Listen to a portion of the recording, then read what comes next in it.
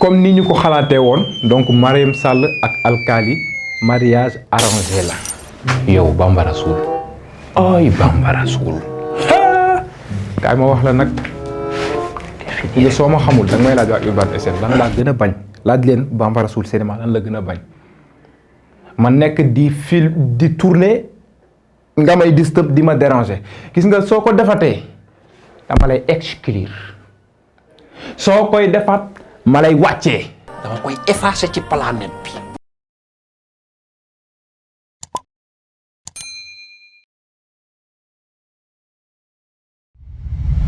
Mariam Sall bien sûr def nañu ay aveux pour confirmer tout simplement li nga xam ne depuis le début ñoo ngi ko doon ruumandaat comme quoi que mariage forcé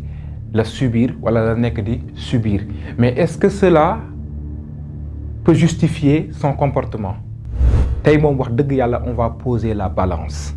le pour et le contre ou bien la thèse et l'antithèse bien sûr parce que nag bu ñu waxantee dëgg parce que fi importance su indi loolu noonu tey jii nii amee parce que mariage forcé wala mariage arrangé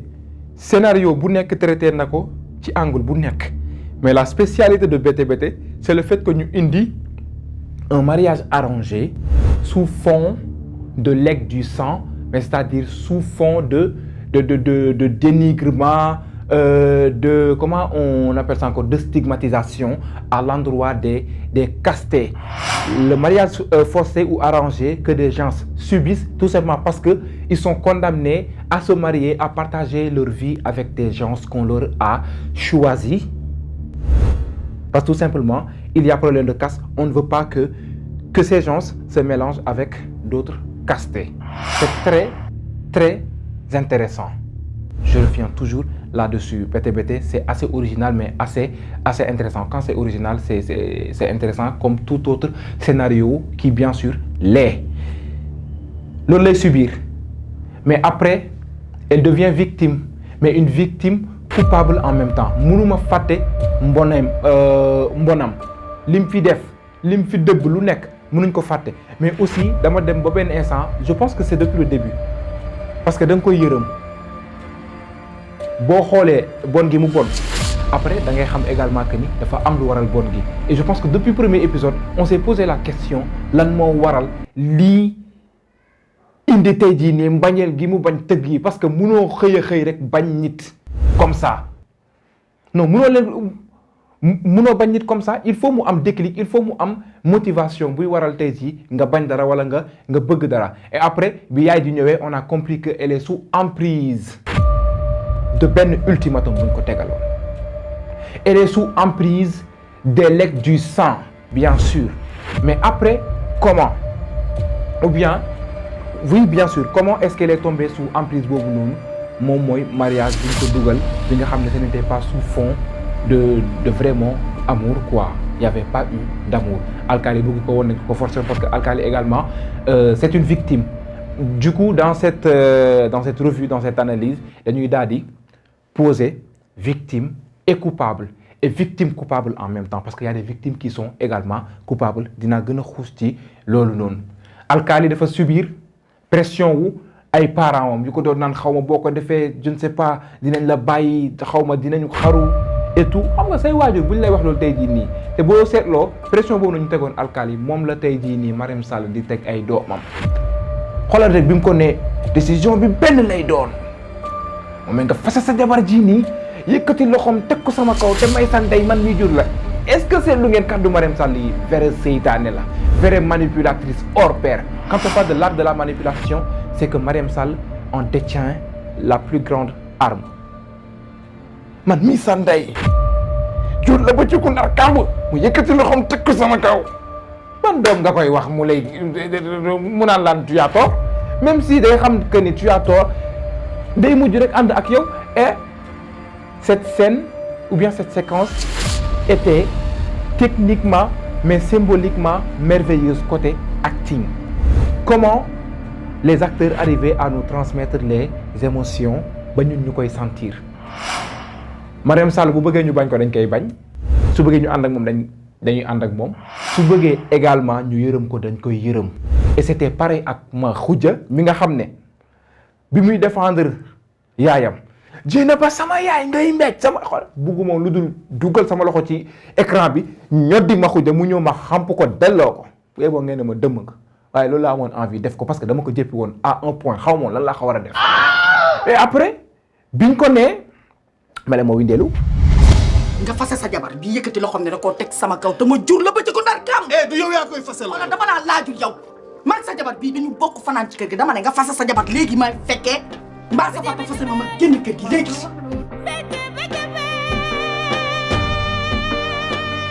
biñ ko nee tànnal ab mu wàccee tension bi ne hop dañ ma dugal ci ultimatum te lii kat est-ce que dina ma arranger c'est-à-dire que ça c'est des phrases yoo xam ne waxuñu ko mais à travers ses émotions à travers son facial dañuy sous-entendre tey jii phrase yi muy wax ci boppam lan laa war a def et vite fait mu xalaat xam na surtout bi ko jéena woonee ginnaaw di dem jéena ba dafa am salaamaaleykum am maaleykum salaam soo koy facilité te xam naa ne tamit kenn ci yéen du ko digal ne ko fase ko bu xelam demee ci jour ba mu njëkkee jotee ak Amina ba quitté fañ doon xeexee dem rejoindre laal ba dem tëdd si laal bi maanaam loolu bu ko xalaatee du ko mës a fase et hop au lieu de fase mu ne ko demal seen kër. Jeynab. bàyyi na maa ko bàyyi. demal seen kër. jeex tàkk. Makhou man ngay fase. yow lay fase jeeg bu ban bi jeeg bu yées bi jeeg bu naruta jur lu baax jeeg baa ngi ni bu ban bi yaa ngi ni wuu. bi mu ko nee demal seen kër j'étais soulagé de savoir que c'est pas fini entre eux même si à un moment donné je me disais na ko fase keneen takku ko mais ce serait un échec pour Alkali et Makhoudia et entre les deux également dafa am victime ak coupable parce que Makhoudia dafa nekk victime pacte bi nga xam ne moom la signé ak Alkali pacte bi nga xam ne moom la signé tout simplement parce que Alkali def ko imposé je ne cesse de répéter ça au niveau de mes analyses parce que tout simplement foofu la lépp jógee deuxième épisode dernière scène bi nga xam ne fa la Alkali indee Makhoudia mettre ko à l'épreuve face à l'épreuve ne ko sunu ay doom dañuy bëggante Makhoudia ne ko nii lañ koy dakkal mu ne ko mukk dañuy takk sëy bi mu weñ loxoom weñ xolam jàmmaarloog moom ba Makhoudia nangu Makhoudia il est victime par contre Alkali est coupable parce que ba ñu teniree loolu noonu tey jii nii dañu waxoon ne lu ñu ci góobee lu nekk dañ koy gar waaye defe naa ne lépp lañ ca góobee Makhoudia moo ko gar c'est Makhoudia qui a su fermer les yeux boucher ses oreilles face à tout ce que Mariam faisait et que mu xam carrément que ni Mariam elle a tort que c'est comme je vous l'avais dit ma ne leen Makhoudia il comprend tout mais que tout simplement parce que ils ont décidé de marier leurs enfants à leurs risques et périls c'est qu'ils doivent fermer les yeux mais aussi rester aveugles mais aussi sourds face à tout ce qui se passera pour tout simplement préserver ce mariage qui a été fondé pour empêcher ou bien dans l'unique but d'empêcher que l'histoire se répète. Mais Alkali a été sans effort, obnubilé par Daba Thiam, obnubilé par le désir de vouloir retrouver ou bien de vouloir rattraper le passé, de vouloir corriger ses erreurs. Il n'a pas su tenir sa promesse. Il n'a pas su être à la hauteur. Du coup, on comprend bu ko Makhoudia waxee tey jii ni que tu m'as déçu. Et pourtant, c'est la première fois que Makhoudia di ko wax. Toujours c'était lui. demoon na ba ne Makhoudia sunu xaritoo na fi yem mooy jour bi ñu génnee ci kër Oumou Khayri. Tout cela, ces détails montrent que ni franchement Alkali ne fait pas d'effort par rapport à ñoom li nga xam ne moom moo mën a entretenir seen xaritoo mais aussi entretenir li nga xam ne seen xaritoo waral na leen tey jii ñu dëgmal ko donc c'est un coupable. benn côté la nekkee victime c'est moom aussi comme Mariam Sall le fait que ñu plongé ko ci benn mariage boo xam ne dañ ko forcer et on comprend le fait que il n'a pas essayé même il n'essaie jamais de jéem a chercher kii wu Mariam Sall mbégteem et pour cela dama leen di renvoyer ci olof bi naan néegu sëy dafa xat ñaar ñi bëggante war a bokk lal gis nga bu fa mbëggeel amul bu lal bi nekkoon maanaam lal boo xam ne àdduna bi yëpp la fees fa dell bu ngeen ci tëddee dafay mel ni benn xaaju mer gàddu boo xam ne benn nit ci war a tëdd ñu xaaj ko ñu jox leen benn xaaj bi ngeen tëdd si dafa mel ni mu loolu ngeen bokk du ngeen xajoo parce que bëggantewu leen du ngeen bëgg seen yaram laalante bu ngeen laalantee da ngeen di bañante da ngeen di maasante courant et loolu c'est très important imaginez ci condition yooyu noonu ngeen jur ci ay doom naka la doom yi war a mel les enfants de ces deux ne vivent pas heureux parce qu'ils sont influencés par état wu wala situation matrimoniale seen ay parents maanaam seen situation comment est-ce que je vais dire ça conjugale. Tout à l'heure je disais par rapport ak réaction Makhoudia émotion yi mu dugg ak génn ci tout à l'heure mu mer bu ngeen seetloo ay par rapport ak réaction yi jeu d'acteur bi et tout ça def doon poser également les deux genres de parents yi mu am bi muy yuuxu ni ngay def sama yaay patati patata on voyait Mariam Sall en version masculine on voyait l'influence de Mariam Sall en Makhoudia mais bi mu wàccee ne ko demal seen kër loolu alkaali lañ ko xamee raisonnable tey dal di jël ay décisions là où il faut au moment où il faut sauf que il n'a pas fait preuve par rapport il en a pas fait preuve par rapport à mariage Dieynaba Tall mais dal moom lañ ko xamee Mariam Sall day ñëw toj kër gi tas kaasi tuur ko jus et tout mais il reste zen. Donc là Makhoudia a su jouer deux personnalités a su nous représenter ses deux parents et on dit vraiment félicitations à l'acteur. Je pense que Baworé Diagne sa meilleure interprétation ci ba mu commencé léegi ci Bété Bété bi la parce qu'il valse d'émotion il part de tous les sens par rapport à son jeu d'acteur et tout et c'est très bien réussi et je pense que li gën a facilité loolu tey jii nii c'est que nga bokk projet ak ay ndaanaan ñi nga xam ne dañuy prouver doo bëgg des ginnaaw dañ lay motiver moo tax casting dafa am solo ci production parce que Mariam Sall tey jii nii waxatuñu ay mbiram Mariam Sall c'est comédien bi nga xam ne wala comédienne bi nga xam ne genre je vais dire comédien parce que je parle en général bi nga xam ne dafay respecter ce qu'on dit en cinéma li composé jeu d'acteur pensée parole plastique gis nga quand elle joue buy wax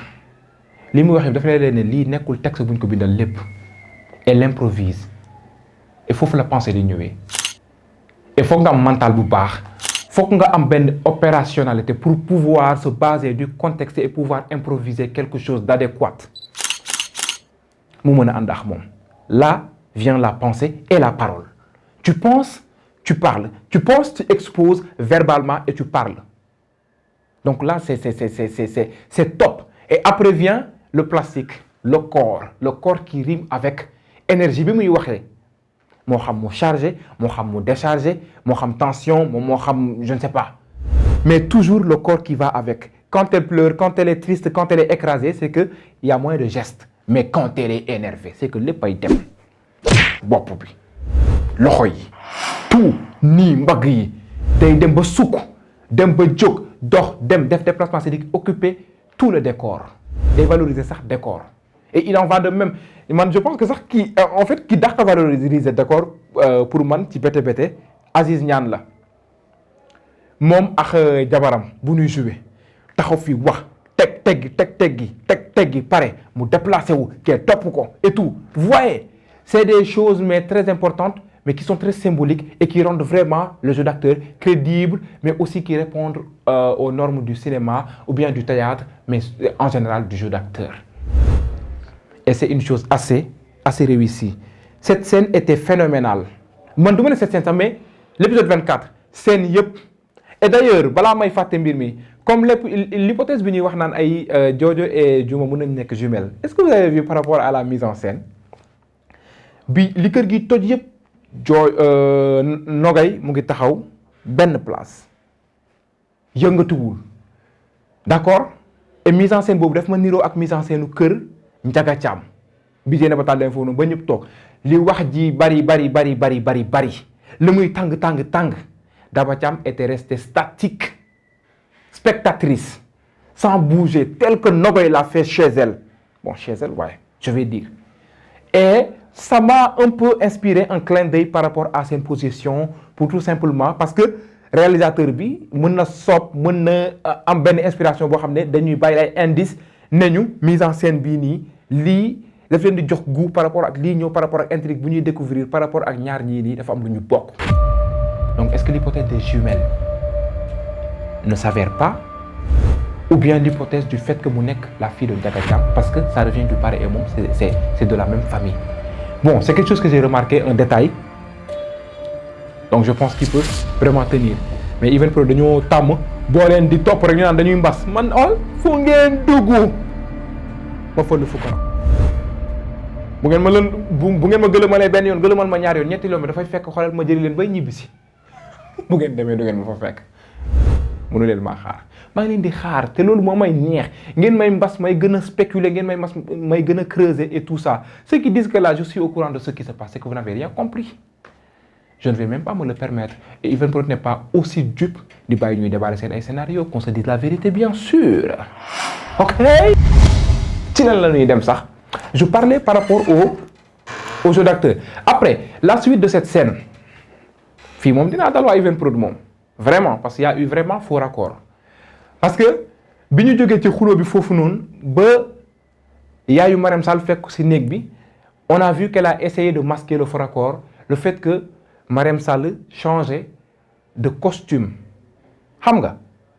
ne ko yow lan ngay simmeeku nii mel ni kuy lii affaire yooyu noonu d'ailleurs ce changement de costume pouvait être ou bien peut-être symbolique peut-être cinématique mais il y a des détails qui ont tout cassé l'absence de beaucoup de détails parce que mu ngi naan kaan lan ngay simmeeku nii loolu rek su fekkoon amuloon détails yi may wax nii yi nga xam ne dinaa leen ko wax nii léegi du doon faux raccord. Parce que tey jii nii le fait qu'elle est passée de ay couleurs yu soft yu sobre comme blanc bi ak bleu ciel bi et tout ça jékki-jékki sol benn bleu de nuit bu gën a sombre mënoon na symboliser son état d'esprit xam nga l'évolution de son état d'esprit par rapport ak situation bi le fait que mu mer xolam tàng et tout ça xam nga mënoon na ko symboliser mais après quand j'ai vu que les bijoux n'étaient pas pareils n'étaient pas les mêmes ci koo xam ne dafa mer jóge fa la ñëw simeeku bu simeekoo elle va pas mettre ce genre de bijoux peut-être des viches ou même ne pas en mettre ñu ne dafa teggi bijoux yi et dans ce cas on aura benn pour rek bañ a susciter ay kii ci comment je vais dire ça ay confusion ci xelu téléspectateurs yi wala internautes yi parce que léegi le monde cinématographique en fait le public cinéphile là ils sont assez éveillés par rapport aux détails genre bambara su cinéma yi ñoom ñoo leen yàq pour ne pas vraiment susciter confusion boobu noonu da ngay def benn indice benn focus ci détail boobu noonu maanaam bi mu simee bijoux yi fi mu leen teg nga ne bijoux yaa ngi nii mu leer naññ mu bañ a am lëndëm mais les bijoux n'étaient pas les mêmes et yaay ji bi mu duggee elle a respecté les boucles d'oreilles mais kii bi je dirais pas chaîne bi mu takk duggee ko néeg bi takku ko woon bi mu nekkee ci biti bi mbir mi am bi coow lay am alors ci ku nekk ci coow est-ce que tu as le temps d'aller mettre des bijoux de plus yokk ay bijoux embellir et tout ça non même au niveau du maquillage c'était plus sombre et j'adore même ce maquillage seulement que dafa waroon identique carrément ak bi mu amoon fële et puis après bon je me dis est-ce que nekkul gros plan bi ñu am fii nii si moom et tout parce que bi ñu ko defee gros plan ak eyeliner yu ngante yi et Air Bro la xaw ma eyeliner daf doon indi benn daf doon gën a appuyer ci en fait facette monstrueuse machiavélique bu Marième Sall le fait que mu nekk ku soxor ku tàng et tout xam nga j'ai beaucoup aimé ce maquillage même si je ne sais pas si ça a été fait exprès ou pas parce que c'était pas le même maquillage on voit tout simplement que ou bien on tire de cela tout simplement le fait que tourné wuñ ko même jour et que le respect des détails n'a pas été au rendez-vous ou bien à la hauteur ouais on se le dit carrément moi je suis trop focus sur les détails que genre yooyu noonu bu amee je suis assez disturb par rapport à tout ça daf may jaxase daal te damay bëgg ñu koy respecter parce que dafa leen ne là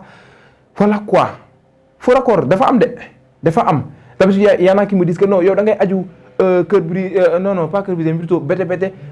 affaire yooyu noonu doo souligner fort accord yi surtout bu Daba Thiam ba c'est parce que parfois damay préparer pour souligner ko mais détails yi may gën a amaat importance par rapport ak scénario yi par rapport ak yenn symbolisme xam nga man je suis trop focus sur les symbolismes scénario mise en scène et tout ça ba da ngay pare fàtte ko boo ñëwee nga koy door a fàttaliku xam nga c'est ça mais je suis très focus au niveau des détails et quand je vois je n'hésite pas à souligner pour cela na seen xel dal alors ci épisode 24 bi également dama wàccaat jox Ndiaga Thiam dëgg ci par rapport ak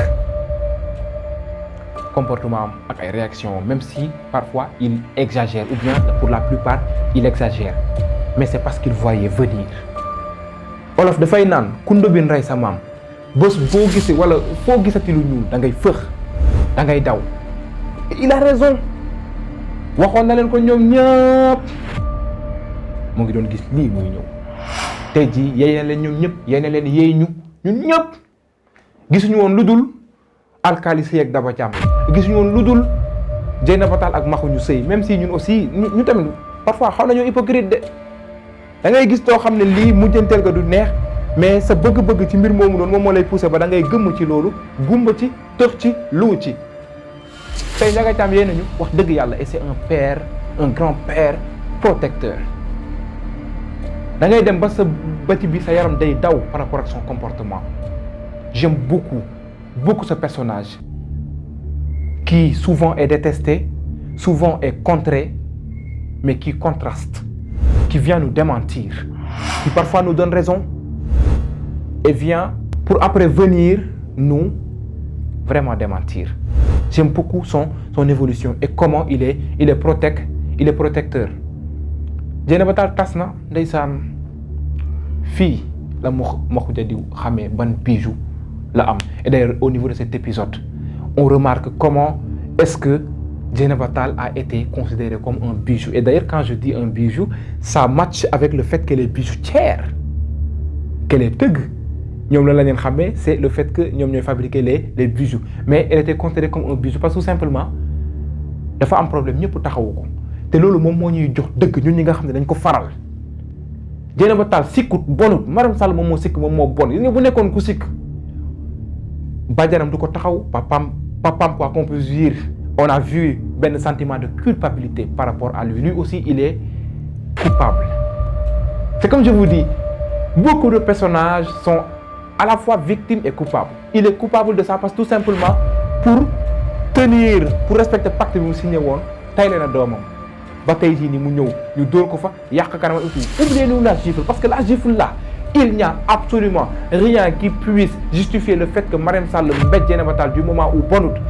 boobu noonu moom mooy li ma leen di wax c'est un bijou du moment où elle n'est vraiment pas mauvaise en fait ce n'est pas qu'elle est irréprochable mais elle n'est pas du tout reprochable à part la gifle qu'elle a rendue à Marème Sall te comme ni ko Ndiaga Thiam waxee non phrase boobu dal na ma neex na ma dóore dëkk la woon te fayoo ko tasoon fii koo fi dóor day fayu dóor borom mi loxo reewande la ndax dafay mel ni mënu laa fayu mbéj ak fayu rëq ak fayu matt ak fayu maanaam offense bu nekk ak fayu attaque bu nekk ak contre-attaque c'est un bijou et ce bijou là par rapport à sa préciosité c'est-à-dire la préciosité de un bijou ou bien une bijou un bijou la préciosité du bijou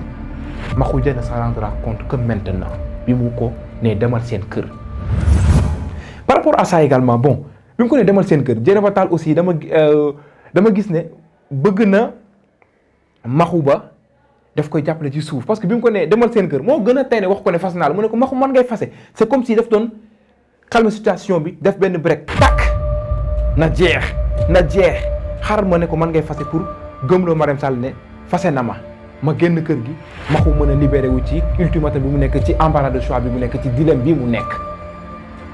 vous avez vu parce que ci bande annonce bi war a am suba ñu ngi gis que ni mu ngi naan day dellu kër ga je ne sais pas wala mu ngi reconnaître que ni Maxu fasewu ko donc elle aime bien son mari malgré déception bi mu am ci jëkkëram et d'ailleurs j'ai beaucoup aimé le fait qu'on l'ait habillé en rouge ou bien bon même si peut-être ce n'est pas fait exprès mais ce rouge était très symbolique qui peut symboliser sa déception dans le sens où c'est cardiaque, c'est au niveau du cœur, et quand on est dessus sentimentalement, c'est comme si on a le cœur poignardé, et que quand le cœur est poignardé, on sait que ça saigne du sang rouge qui te couvre. Donc le fait qu'elle soit couverte en rouge comme ça symbolise sa déception par rapport à son mari, bien sûr, parce qu'il aurait pu éviter cela, mais aussi sa déception par rapport à sa maison conjugale, à son domicile conjugal. Déception bi mu fa jëlee parce que xaaru woon affaire yi agsi fii tey jii nii lenn rek laa lay wax moom mooy gàcce ngaalaamaa yow fi nga ko téye foofu la waaw. Alors Ami Mbaye nee na day tas. Ami Mbaye tasal pourquoi ngay tas nga ne jëkkër juy doxaan kaa wax nag ci góor bés boo bàyyee góor ndax doxaan dem ci kenn est-ce que xamal lay nirool di daw ay doxot dem soobu ci beneen tubéy bu gën a forox pi par léegi nag moom mbokk yi xam naa fii laa kaa ndar képpee rek ba beneen Bamba Rasul ka am na de luy kaa bi yow yaa ne woon Amina dafa biir te biiru fen nga de